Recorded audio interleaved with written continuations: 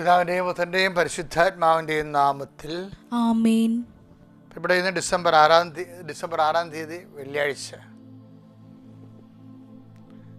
എല്ലാവർക്കും കർത്താവിൻ്റെ ഈ ആഗമനകാലത്തിൻ്റെ എല്ലാ പ്രാർത്ഥനാശംസകളും. നമ്മൾ പതുക്കെ പതുക്കെ ക്രിസ്മസിലേക്ക് സഞ്ചരിച്ചുകൊണ്ടിരിക്കുകയാണ്. അട്ടിടയന്മാരെ പോലെ മാതാവായ മറിയത്തിൻ്റെ കൂടെ ഉണ്ണീശോയെ കണ്ടെത്താൻ നമുക്ക് കഴിയട്ടെ എന്ന് ആശംസിക്കുന്നു. അമ്മേ പരിശുദ്ധ അമ്മേ, അമ്മേ പരിശുദ്ധ ദേവമാതാവേ, ദൈവമാതാവേ, അന്ന് അങ്ങ് കൃപാസനത്തിൽ പ്രത്യക്ഷപ്പെട്ട് വരാൻ പോകുന്ന മഹാദുരന്തത്തിൽ നിന്ന് രക്ഷപ്പെടാനും എല്ലാവർക്കും വേണ്ടി പ്രാർത്ഥിക്കുവാനും ആവശ്യപ്പെട്ടിട്ട് 20 വർഷം തികയുന്ന ഈ വേളയിൽ കൃപാസനത്തിലൂടെ ഞങ്ങൾക്കും ഈ ദേശത്തിനും അങ്ങ് മധ്യസ്ഥം തേടി തന്ന എല്ലാ അനുഗ്രഹങ്ങൾക്കും കൃപകൾക്കും ഞങ്ങളിപ്പോൾ ഹൃദയം നിറഞ്ഞ നന്ദി.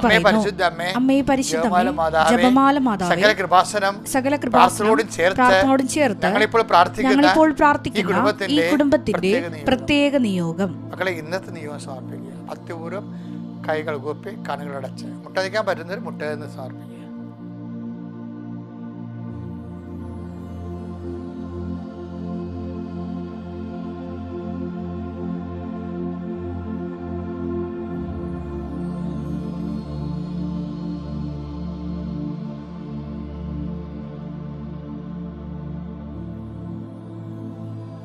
അമ്മയുടെ പ്രത്യക്ഷീകരണത്തിന്റെ ഈ ദ്വാദശക വേളയിൽ ഞങ്ങൾക്ക് സാധിച്ചു തരുവാൻ കനിയണമേ.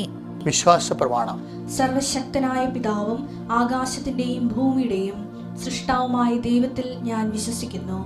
അവിടുത്തെ ഏകപുത്രനും ഞങ്ങളുടെ കർത്താവുമായ ഈശോ മിശിഹായിലും ഞാൻ വിശ്വസിക്കുന്നു. ഈ പുത്രൻ പരിശുദ്ധാത്മാവിനാൽ ഗർഭസ്ഥനായി കന്യകാ മറിയത്തിൽ നിന്ന് പിറന്ന് പൊന്തിയോസ് പീലാത്തോസിന്റെ കാലത്ത് പീഡകൾ സഹിച്ച് കുരിശിൽ തറയ്ക്കപ്പെട്ട് മരിച്ച് അടക്കപ്പെട്ട് പാതാളങ്ങളിൽ ഇറങ്ങി മരിച്ചവരുടെ ഇടയിൽ നിന്ന് 3-ാം നാൾ ഉയർത്ത് സ്വർഗത്തിലേക്ക് എഴുന്നള്ളി സർവശക്തിയുള്ള പിതാവായ ദൈവത്തിന്റെ വലതുഭാഗത്തിരിക്കുന്നു. അവിടെ നിന്ന് ജീവിക്കുന്നവരെയും മരിച്ചവരെയും വിധിക്കുവാൻ വരുമെന്നും ഞാൻ വിശ്വസിക്കുന്നു. പരിശുദ്ധാത്മാവിലും ഞാൻ വിശ്വസിക്കുന്നു. വിശുദ്ധ കത്തോലിക്കാ സഭയിലും പുണ്യവാന്മാരുടെ ഐക്യത്തിലും പാപങ്ങളുടെ മോചനത്തിലും ശരീരത്തിന്റെ ഉയർപ്പിലും നിത്യമായ ജീവിതത്തിലും ഞാൻ വിശ്വസിക്കുന്നു. ആമേൻ. സുഖസ്ഥനായ ഞങ്ങളുടെ പിതാവേ, അങ്ങയുടെ നാമം പൂജിതമാകണമേ. അങ്ങയുടെ രാജ്യം വരണമേ. അങ്ങയുടെ തിരുമനസ് സ്വർഗത്തിലെ പോലെ ഭൂമിയിലും ആകണമേ. അന്നു വേണ്ടുന്ന ആഹാരം ഇന്ന് ഞങ്ങൾക്ക് തരണമേ. ഞങ്ങളോട് തെറ്റ് ചെയ്യുന്നവരോട് ഞങ്ങൾ ക്ഷമിക്കുന്നത് പോലെ ഞങ്ങളുടെ തെറ്റുകൾ ഞങ്ങളോടും ക്ഷമിക്കണമേ. ഞങ്ങളെ പ്രലോഭനത്തിൽ ഉൾപ്പെടുത്തരുതേ, തിന്മയിൽ ഞങ്ങൾ രക്ഷിക്കണമേ. ആമേൻ. നന്മ നിറഞ്ഞ മറിയമേ, സ്വസ്തി. കർത്താവ് അങ്ങയുടെ കൂടെ സ്ത്രീകളിൽ അങ്ങ് അനുഗ്രഹിക്കപ്പെട്ടവളാകുന്നു. അങ്ങയുടെ ഉദരത്തിൻ ഫലമായി ഈശോ അനുഗ്രഹിക്കപ്പെട്ടവനാകുന്നു. പരിശുദ്ധ മറിയമേ, തമ്പുരാന്റെ അമ്മേ, പാപികളായ ഞങ്ങൾക്ക് വേണ്ടി ഇപ്പോഴും ഞങ്ങളുടെ മരണസമയത്തും തമ്പുരാനോട് അപേക്ഷിക്കണമേ. ആമേൻ. ഇന്നത്തെ ദിവസത്തിന് കർത്താവിൻ്റെ കൈകളിൽ നിന്ന് അനുഗ്രഹം യാചിക്കുന്ന പ്രാർത്ഥനയാണ് ഇപ്പോൾ നടക്കുന്നത്. എൻ്റെ മകൾ, എനിക്ക് തോന്നുന്നത് എന്താണെന്ന് അറിയാവോ? നിങ്ങൾ അച്ഛൻ്റെ പ്രാർത്ഥന കൂടുന്ന സമയത്ത് എന്തെങ്കിലും നിങ്ങളുടെ ഇപ്പോൾ ഇന്നൊരു പ്രമാണം നടക്കുന്ന ദിവസമാണ്, അല്ലെങ്കിൽ എഗ്രിമെൻ്റ് നടത്തുന്ന ദിവസമാണ്. അപ്പം അതിൻ്റെ നക്കലുണ്ടെങ്കിൽ നിങ്ങളതെടുത്ത് കൈ പിടിക്കണം. നിങ്ങൾ ഇന്നൊരു സർട്ടിഫിക്കറ്റിന് പോകുന്ന ദിവസമാണ്. അപ്പോൾ അതിനുവേണ്ടി അവിടെ കൊടുക്കേണ്ട ഒപ്പിട്ട് കൊടുക്കേണ്ട പേന അങ്ങനെയുള്ളത് കൈ പിടിക്കണം. അപ്പം ഇന്ന് എന്തൊക്കെയാണ് വേണ്ടത്? ഇപ്പം ഇന്നൊരു അഡ്വാൻസ് കൊടുക്കുന്ന ദിവസമാണ്. അതിൻ്റെ 10 രൂപ അല്ലെങ്കിൽ 100 രൂപ എടുത്ത് കൈ പിടിക്കണം ഈ പ്രാർത്ഥനയുടെ സമയത്ത്. അപ്പം ഞങ്ങൾക്ക് സമയം തരാം, മക്കൾക്ക് എടുത്തുകൊണ്ട് വരാനൊക്കെ ഉള്ള സമയം തരാം. ഇനി ഏതെങ്കിലും ഒരു പ്രത്യേക ഇപ്പം അടുക്കള കെട്ടാൻ പോവുകയാണ്. അപ്പം നിങ്ങൾ അച്ഛൻ്റെ മൊബൈലുമായിട്ട് ആ അടുക്കള കെട്ടുന്ന സ്ഥലത്ത് പോയി നിൽക്കണം. ഒരു എക്സ്റ്റൻഷൻ എടുക്കാൻ പോവുകയാണ്, അല്ലെങ്കിൽ കാർ ഷെഡ് ഇടാൻ പോവുകയാണ്, അല്ലെങ്കിൽ ഗേറ്റ് വെക്കാൻ പോവുകയാണ്. അപ്പോൾ നിങ്ങൾ ഇപ്പം ഞാൻ ഇന്ന് ഇത് പറയണില്ലേ, ഇപ്പം നാളെ മുതൽ നിങ്ങൾ ഈ ആ സബ്ജക്റ്റ് വൈസായിട്ടുള്ള സ്ഥലങ്ങളിൽ നിൽക്കുന്നത് കർത്താവിന് ആ ഭൂമിയെ, ആ സ്ഥലത്തെ, ആ ഇടത്തെ ഏൽപ്പിക്കണം. ഓക്കെ, പ്രാർത്ഥനയിലേക്ക് വരാം. കർത്താവ് നിന്റെ ഉന്നതമായ നാമത്തിന് സ്വസ്ഥം ചെയ്യുന്നു. മക്കള് ഇന്ന് അവരുടെ ജീവിതത്തെ ബാധിക്കുന്ന പല വിഷയങ്ങൾ കർത്താവ് ഈ സ്ഥലത്ത് തന്നെ ഇപ്പോഴും പ്രയർ ഇൻറ്റൻഷൻസ്, പ്രാർത്ഥനാ നിയോഗങ്ങളെ ടൈപ്പ് ചെയ്തുകൊണ്ടിരിക്കുന്നവരുണ്ട് ഈശോയെ. അവർ ടൈപ്പ് ചെയ്യുന്ന നിയോഗങ്ങളെ അങ്ങയുടെ തിരുസനെ സ്വാഗതം പ്രാർത്ഥിക്കുന്നു. കർത്താവ് ശരീരത്തിന് പാണ്ടുള്ള ഇപ്പം നീ കാണിച്ചു തരുന്നുണ്ട്. പ്രത്യേകിച്ച് നെറ്റിയിൽ സൈഡിലൊക്കെ പാണ്ട് പോലെ ഇരിക്കുന്നവർ കാണിച്ചു തരുന്നു. അവരെല്ലാം നീ വിശുദ്ധമായ രക്തത്താൽ അവർ തളിക്കണമെന്ന് പ്രാർത്ഥിക്കുന്നു. കർത്താവ് ശരീരം വല്ലാതെ ചുരുങ്ങി വരുന്നവർ, കിഡ്നി ചുരുങ്ങുന്നവർ, സമയത്ത് ശ്വാസകോശം ചുരുങ്ങുന്നവർ, അവരെ എല്ലാം കർത്താവ് നിന്റെ വിശുദ്ധമായ രക്തത്താൽ അങ്ങ് കഴുകണമെന്ന് പ്രാർത്ഥിക്കുന്നു. ആന്തരിക അവയവങ്ങളെ കഴുകണമേ കർത്താവ്. നിന്റെ ഉന്നതമായ നാമത്തിൽ മക്കൾ സൗഖ്യം പ്രാപിക്കട്ടെ ഈശോയെ. കർത്താവ് പലതരത്തിലുള്ള കേസുകളിൽ പെട്ടിരിക്കുന്നവരുണ്ട്. കുടുംബ കോടതിയിൽ, അതുപോലെ തന്നെ മറ്റു തരത്തിലുള്ള സിവിൽ കോടതിയിൽ, പറമ്പ് സംബന്ധമായ കേസുകൾ, ജോലി സംബന്ധമായ കേസുകൾ. കർത്താവ് അങ്ങയുടെ മക്കളുടെ നീതി ലഭിക്കാൻ വേണ്ടി പരിശുദ്ധമ്മ ദേവമാതാവിനെ ഏൽപ്പിക്കുന്നു. കർത്താവ് പിൻകഴുത്ത് പഴുത്ത് ഇങ്ങനെ മുറിഞ്ഞൊക്കെ ഇരിക്കുന്നവരെ കാണിക്കുന്നുണ്ട്. ചൊറി പോലെ പിടിച്ച പോലെയൊക്കെ അവരൊക്കെ എല്ലാം വിശുദ്ധമാരെ തലയ്ക്ക് പ്രാർത്ഥിക്കുന്നു. വല്ലാണ്ട് മുടി കൊഴിഞ്ഞു പോയിട്ട് ശരീരം ചൊറിയുന്നവരെ കാണിക്കുന്നുണ്ട്. അവരെല്ലാം കർത്താവ് സ്പർശിച്ച് പ്രാർത്ഥിക്കുന്നു. എൻ്റെ ഈശോയെ, ഇപ്പോഴേ ആരെല്ലാം നീ കാണിക്കുന്നുവോ അവരെല്ലാം നിന്റെ തിരുമുറുപാടുന്ന വലത് കർത്താവ് സ്പർശിക്കണം ഈശോയെ. ഒറ്റപ്പെട്ട് ഒരു വീട്ടിൽ രണ്ടുപേർ മാത്രം താമസിക്കുന്നുണ്ട്. അവർക്ക് പരസ്പരം ബോറടിച്ചിരിക്കുന്നതാണ്. എന്ന് വെച്ച് കഴിഞ്ഞാൽ അവരങ്ങനെ ജീവിച്ചു പോണ്. മിക്കവാറും പലപ്പോഴും സ്നേഹത്തെക്കാൾ വഴക്കാണ്. ഭാര്യയാണോ ഭർത്താവാണെന്നൊന്നും അറിയത്തില്ല. പക്ഷേ അവരങ്ങനെ വീടുകളിലൊക്കെ ഒരേ ആളെ തന്നെ എപ്പോഴും കണ്ടും കേട്ടും വീട്ടിൽ തന്നെ ഇരുന്ന് എന്തൊക്കെ പ്രത്യേക അവസ്ഥകളിൽ അകപ്പെട്ടിരിക്കുന്നവരുണ്ട് ഈശോയെ.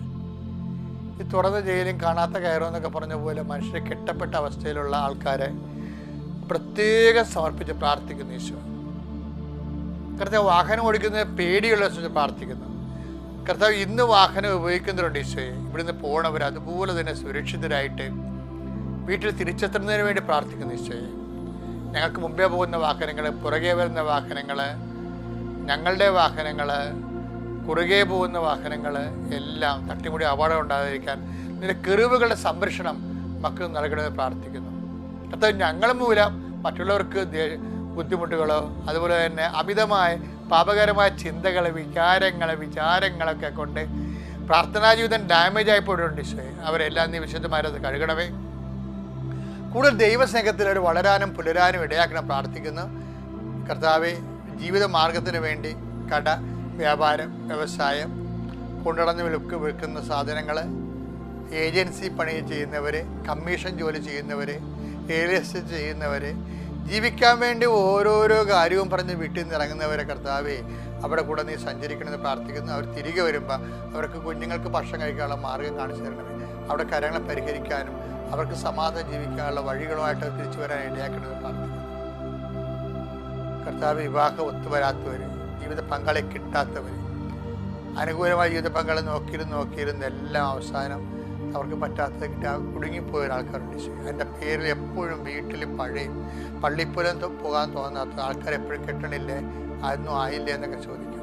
അങ്ങനെ ആൾക്കാരുടെ വർത്തമാനങ്ങൾ കാരണം പള്ളിയെയും സമൂഹത്തെയും ഒക്കെ വെറുത്ത് ഇങ്ങനെ ഡിപ്രഷൻ അടിച്ച് ഉള്ളിലേക്ക് ചുരുങ്ങി വീട്ടിൽ നിന്ന് ഇറങ്ങാത്ത ഇങ്ങനെ ഭാവ വ്യത്യാസത്തിൽ മുഖം ഇങ്ങനെ കല്ലുപോലെ നടക്കുന്ന ആൾക്കാരുണ്ട്. ഇങ്ങനെ കുറേ മനുഷ്യരെ വേദനിക്കുന്നുണ്ട്. അവരാരും സഹായിക്കും? നിനക്ക് മാത്രമേ സഹായിക്കാൻ പറ്റുന്നുള്ളൂ.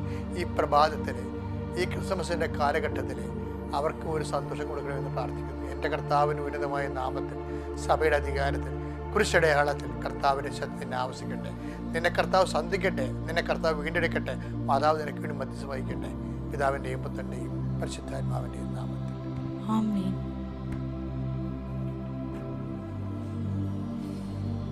മക്കളെ, ഇന്ന് ഡിസംബർ മാസം 6-ാം തീയതി വെള്ളിയാഴ്ച നമ്മൾ വായിക്കുന്ന വചനം ലൂക്കാ സുവിശേഷം 9-ാം അധ്യായം 57-58 തിരുവചനങ്ങൾ.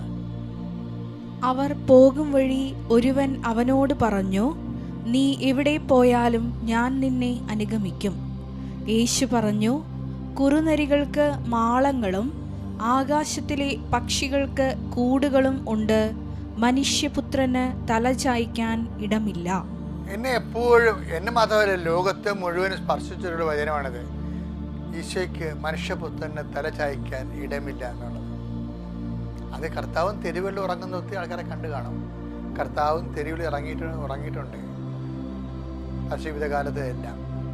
അവരിങ്ങനെ എല്ലാ ആൾക്കാരുടെ കൂടെയും കർത്താവ് അവരുടെ ജീവിതാവസ്ഥകളിലെല്ലാം കർത്താവ് സന്ധിക്കുകയും അതെല്ലാം പ്രാർത്ഥനയുടെയും സന്ധിപ്പിൻ്റെയും ദൈവത്തിൻ്റെ കരുണയുടെയും ഒക്കെ മേഖലയാക്കി അത് മാറ്റിയിട്ടുണ്ട് സുവിശേഷത്തിൽ. പക്ഷെ ഇവിടെ നമ്മൾ വായിക്കണത് മനുഷ്യപുത്രനെ തലചായ്ക്കാൻ ഇടമില്ല എന്നാണ്.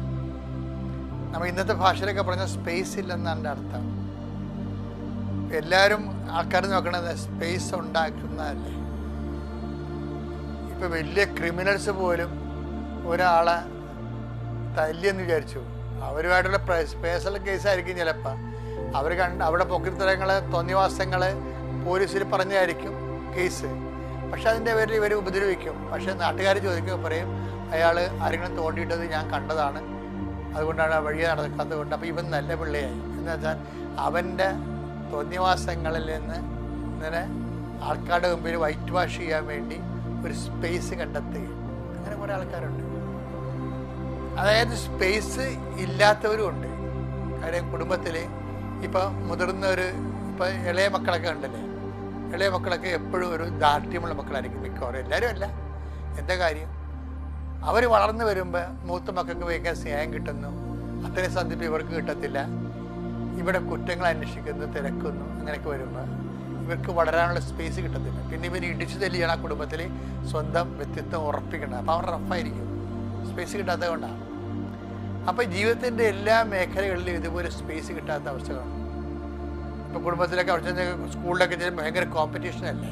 96.5, 96.4, 97, 96.3 എന്നൊക്കെ പറഞ്ഞ് നിന്ന് ഒപ്പം നിൽക്കുകയാണ്. പരീക്ഷയുടെ പേപ്പർ കാണിക്കുമ്പോൾ പിള്ളേരൊക്കെ ഇങ്ങനെ ശ്വാസം പിടിച്ചിരിക്കുകയാണ്. ഒന്നുമില്ലേ, ഏതാണ്ട് തോറ്റ പിള്ളേരെക്കാൾ കഷ്ടമായിട്ടിരിക്കുകയാണ്. ആരാണ് 97കാരൻ്റെ ഇരിപ്പ് വേണ്ട എന്ന് വെച്ച് കഴിഞ്ഞാൽ ഈ വരുമ്പോൾ അവന് 1ാം റാങ്കുകാരനാകാനുള്ള സ്പേസ് അവിടെ ഇല്ല. കാര്യം 97കാരനുണ്ട്. അപ്പം 4 മാർക്ക് കുറവാണ്. പിന്നെ ആ പുസ്തകം ആ പേപ്പറും എടുത്തുകൊണ്ട് പിന്നെ ടീച്ചറിൻ്റെ പുറകെ ഹറാസ് ചെയ്ത് നടക്കുകയാണ്. വേണമെങ്കിൽ അമ്മനെ അപ്പനൊക്കെ വിളിപ്പിക്കും. എന്തിനാ, ഒരു കഥയില്ലെന്ന് നമുക്കറിയാം. ആ 4 മാർക്കിന് വേണ്ടി ഇവർക്ക് എന്തെല്ലാം കസരത്ത് കാണിക്കാം. ഈ കസരത്ത് കാണിക്കുന്ന ഒരു ജീവിതകാലം മുഴുവൻ കസരത്ത് കാണിക്കും. മാർച്ച് കള പോട്ട എന്ന് വെച്ചാൽ പോകാനേ ഉള്ളൂ. സ്പേസ് ഇല്ല. അത് ക്രിസ്തുവിൻ്റെ കൂടെ എണ്ണപ്പെടുക എന്നുള്ളത് വലിയൊരു സംഭവമാണ്. അപ്പോൾ ഒന്നിലും നിരാശപ്പെടേണ്ട. ഇപ്പോൾ എനിക്ക് ഇലക്ഷൻ വന്നപ്പോൾ ഞാൻ തോറ്റു, അല്ലെങ്കിൽ തിരഞ്ഞെടുപ്പ് ഇപ്പോൾ ഞങ്ങളുടെ കുടുംബത്തിലാ, നാട്ടിലാ, അയൽക്കൂട്ടത്തിലാ, അല്ലെങ്കിൽ ഓഫീസിലാ, പാർട്ടിയിലാ നിങ്ങളെ സൈഡ് ലൈൻ ചെയ്തു. ഓക്കെ, സ്പേസ് ഇല്ല, നമുക്ക് സ്പേസ് കിട്ടിയില്ല. ജീവിതകാലം മുഴുവൻ സ്പേസ് കിട്ടാതിരുന്ന ഒരാളാണ് ഈശോ. സത്തത്തിൽ സ്ഥലം ലഭിച്ച സ്പേസ് കിട്ടിയില്ല, അങ്ങനെ തൊഴുത്തിലായി. പിന്നീട് ഇവർ വരുമ്പോഴെല്ലാം മനുഷ്യപുത്രന് തലചായ്ക്കാൻ ഇടമില്ല, സ്പേസ് ഇല്ല. കുരിശെ ഭൂമി കിടക്കാൻ പോലും സ്പേസ് ഇല്ല, കുരിശെ കിടക്കണം. പിന്നെ അടക്കാൻ പോലും സ്പേസ് ഇല്ല. അരിഞ്ഞപ്പോഴത്തേക്കും ജോസഫിൻ്റെ കല്ലറയിലാണ്. ഇപ്പം സ്പേസ് ഇല്ലാതെ ജീവിച്ച് സ്പേസ് ഇല്ലാതെ കടന്നുപോയ ഒരാളിൻ്റെ ജീവിതത്തിലെ നമ്മുടെ ആവേശം എന്ന് പറയുന്നത് ഏത് സ്പേസിലെ സിറ്റുവേഷനെ നീ അഭിമുഖീകരിക്കണം യേശുക്രിസ്തു നാമത്തിൽ. അപ്പം കർത്താവിൻ്റെ കൃപ നിന്നിലേക്ക് ആവശ്യിക്കുകയും നീ ശക്തിപ്പെടുകയും ചെയ്യും. Praise the Lord.